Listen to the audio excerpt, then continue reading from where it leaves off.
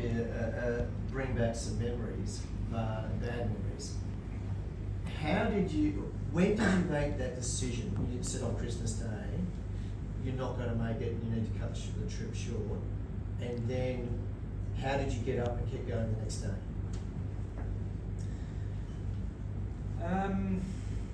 Look, it was on Christmas Day. We'd had a very, very long day. We'd had 10 hours out on our skis, just hacking our way through this sastrugi. We'd only gone about 17 kilometres, and we weren't expecting these conditions for another 200 kilometres, and we just sat in our tent in the evening because all we wanted to do, we had a little pouch of whiskey and we had a little miniature Christmas pudding, and all we wanted to do was get in the tent and have our whiskey and Christmas pudding, and the day just went on and on and on. And when we got into the tent, we were both physically shattered, like the most broken that we had been on any daily expedition. And we just looked at each other and said, both of us, we don't think we're going to make it. So it was a joint decision? It was a joint decision. Rich and I work very well together in the sense that we have a very good gauge of, where we're at with risk, and also where we're at physically and psychologically, because we've been on so many journeys together. And I think it can become a real point of tension in a team. It's where things start to go wrong when one person wants to push harder, take more risks, but we're very much on the same page. And I think for both of us, the realization of just getting to the South Pole in those kind of conditions was going to be, quite an achievement. There were times where we almost thought we weren't even going to make it to the South Pole. But then you're in a really difficult position because there aren't many places out there where you can land a plane. Right. So we were at real risk of being stuck out there, day 66, 68, day 70, without being able to be picked up, and everyone shipping out of Antarctica, and then think about families and how much responsibility we have and what's on the line. Just remind me, how many days of food did you have? We had an extra week, so we took 73 days of food. Yeah, so not a large margin of error. No, but the thing is, you've got to weigh up how much extra weight you're going to take, because it's really going to slow you down. Fill your sled with much more food and fuel. So just to explore the psychological bit a bit further, did you feel any sense of, or think, what will other people think? You've spent 2 years planning for this. You've gone around, we talked to probably 80% of the people here we spoke to last August. Was that going through your mind as well when you're sort of making the decision? I mean, obviously, survival is the first instinct. But yeah, very, very much so. I mean, we were very mindful of how we would be perceived to our sponsors, our close friends and family, and the wider exploration community. But we also sat very confidently in the fact that we've been involved with you guys and everyone that supported us for a long time, and we were quite safe in the knowledge of what they thought of us. And our main priority always was our safety. And so the decision wasn't made lightly. But I think that we copped some flack from some armchair warriors behind their keyboards saying, "Oh, these guys said they were going to do this amazing thing, and they stopped at the South Pole." But unless you're there and you're experiencing it, and or really following very closely, because we put out some pretty detailed accounts every day, either written or a voice blog, and it was quite apparent that the conditions that we were getting were hard. And so look, I think we worried about it for about 30 seconds and then got Too cold to worry. Yeah, exactly. Any questions in the audience? Gareth, of all the gear that you took and you packed and you thought about, anything that you'd change, knowing what you know now?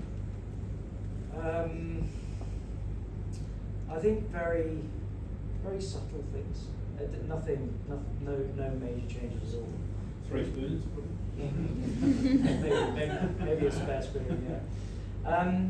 I think that one of our big things in planning this was having no single point of failure. So we often took a backup of the critical things. So we took a spare pair of skis. You know, if you break, a pair of skis, you're stuffed. You really won't. You know, you can try and move on foot, but you won't get very far. We did manage to break two bindings. We were down to our last binding, which was a major concern. With about, there's a couple of 100 kilometres to go. So we would think about potentially taking a different make of binding. But on the whole, no major changes. Polly?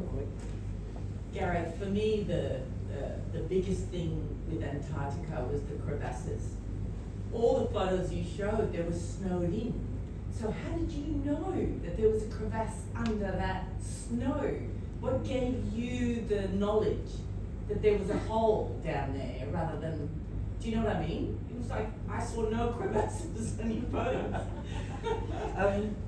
I think Sorry, Andrea. I know about crevasses. I think a lot of it is experience. Over the last 10 years, we've been in the mountains a lot. We've travelled a lot of glaciers. You can tell by the topography of the land that there's going to be crevasses around. You can tell with subtle imperfections that there are crevasses with snow bridges, and I think that the amount of snow that you also look at the amount of snow and the snowfall and how long the snow has been there, and I think that there had been so much snow in this area that the crevasses would have been very well covered. And then you've just got to take a leap of faith, basically, and hope that if you fall in, your mate can pull you out. So I mean, we train for all these things, but you try and mitigate the risk as much as possible. Eventually, you just got to put one foot in front of the other. When you say fall in, do you how deep would you fall in? I don't know much about. Could you fall 30 feet under the snow, or? You could fall and basically your teammate wouldn't be able to see. Yeah, it's just you disappear into a big black hole, basically. It's quite terrifying. It's by far the most terrifying bit of the whole Yeah. Harsh? You took a lot of scientific data for distributions. I think it was a really important scientific element to your trip. What did you guys learn from that collection of information and what you saw yourself? So by the end of the expedition, we had collected 150,000 individual data points of everything from wind speeds to surface temperatures to snow cover, sastrugi heights, cloud cover, and all that will aid the scientists in the Antarctic Division to build their weather models of Antarctica. The other big thing that we're really proud of is that we've developed a really lightweight mechanism of collecting climate data that people can take after us. And there's people in Antarctica this coming season that will be using the same methods that we have. I think that having two people on the ground reporting back what they're actually seeing is immensely helpful and powerful for the scientists. We're the only people that entire summer to have traversed that route and to have seen the conditions. So for us to be there and to tell them and photograph these vast tracts of sastrugi that are never normally there gives them an idea of what's happened the previous winter, what's happening now. And this is certainly not backed up by any hard science at the moment. It's purely anecdotal. But if you think about the immense amount of snowfall that's it's very unusual, coupled with some very unusual wind patterns, you start to think, potentially, climate and weather shifts are starting to have an impact in Antarctica. If you put that together with, the season in Antarctica had the lowest extent of sea ice in recorded history this year. All these things add together to say that Antarctica is starting to show the first signs of climate change.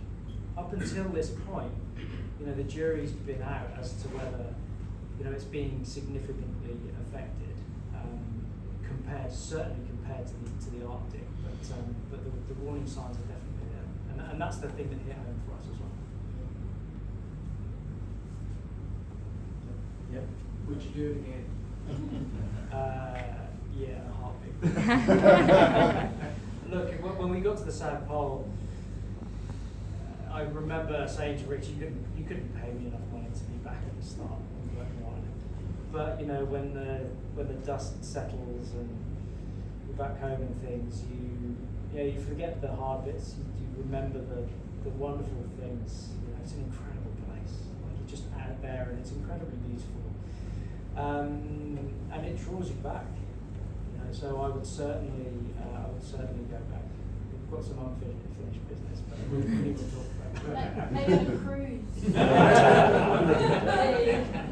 See where I'm sitting? Cruise. There's another hand go up. Yeah, Tanya? Were you in communication the whole time? Yes, so part of our search and rescue plan, we would speak to the base camp at Union Glacier every day at a certain scheduled time. And we had a plan in place that if they didn't hear from us, if we missed 2 phone calls, then they would send an aeroplane to our last known location. And then I'd be in contact with Andrea every day via message. And then we'd speak a couple of times a week on sat phone. So the satellite coverage in Antarctica is very good. And unless you're in the lee of a mountain, you can pretty much get very clear communication the whole time. So we were actually very well connected. So my phone lasts about 6 hours on battery. How did you charge your cameras and cell phones? So we had a couple of solar panels. So it was all charged by solar.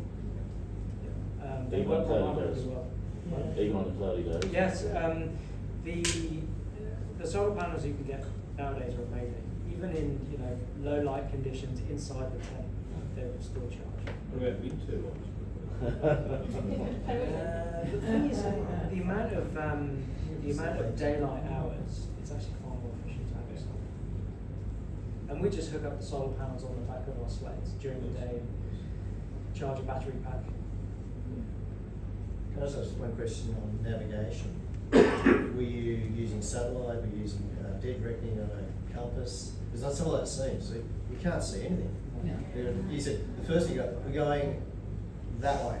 You can see your head, and you're like, how do you know? So we take a bearing check on a GPS at the start of the day, and then you can't navigate the whole day on a GPS because it'll just run out of battery. So we navigate by compass. And the position of the sun as well. Once you get used to the environment and the position of the sun, the angle of the shadow and things. But predominantly we have the compass on a mount in front of us. And I just stare at that all day. At the front of these skis. So someone. Excellent. Gareth, tremendous achievement. Congratulations. You're very impressed. It's both demanding physically and psychologically what you've achieved. Can you talk us through the competing interests of that? In that, obviously it's hard work, but the psychological impact would have to be tremendous. How did you fare?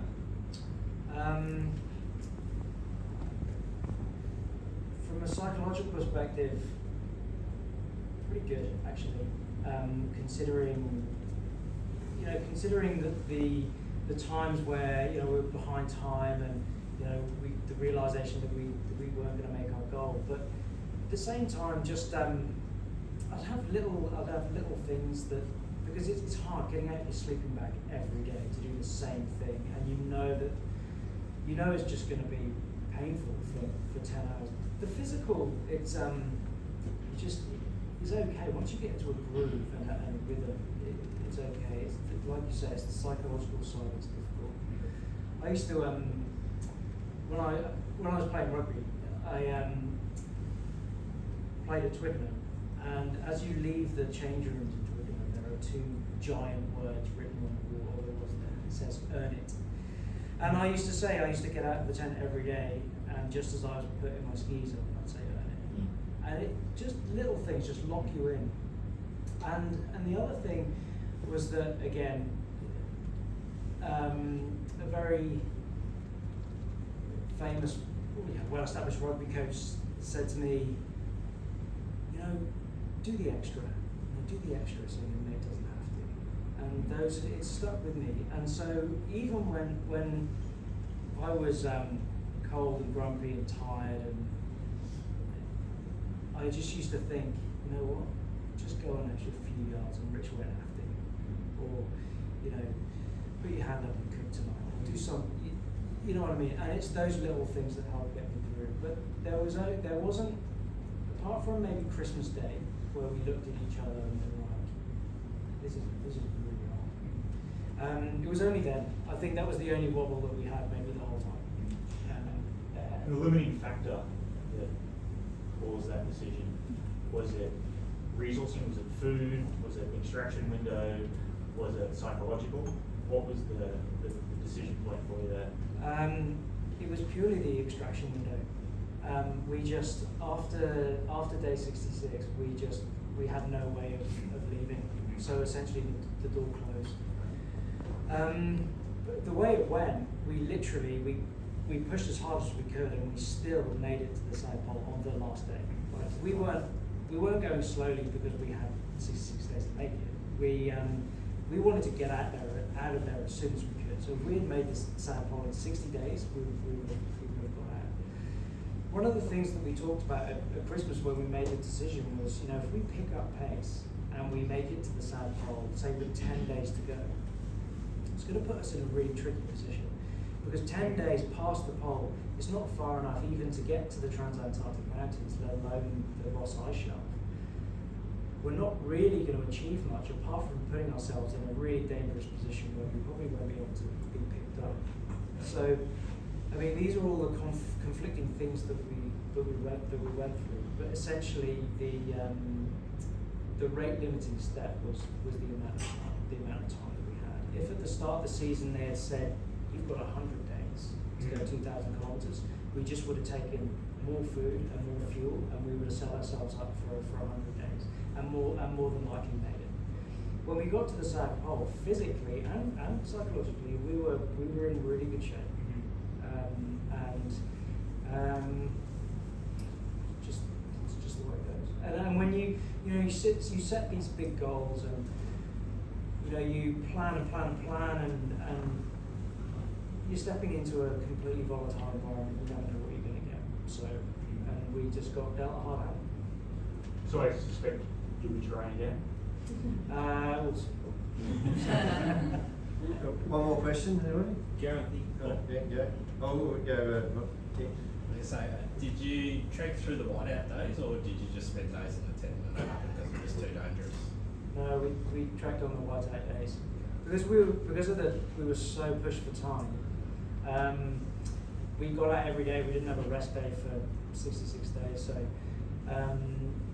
there's only, I mean, it would have had to have been, you know, very dangerous outside. You know, sort of hurricane force winds in -40, skin freezes in like 30 seconds, and we just would have stayed in the tent. But for the majority of the time, you know, the whole time we just got out and got through it.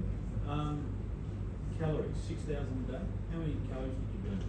So we were eating 7,000 a day, and we would have been burning between 7,000 and 10,000. Well, I might go and have a drink now. On that note. Hard, actually. 3,000.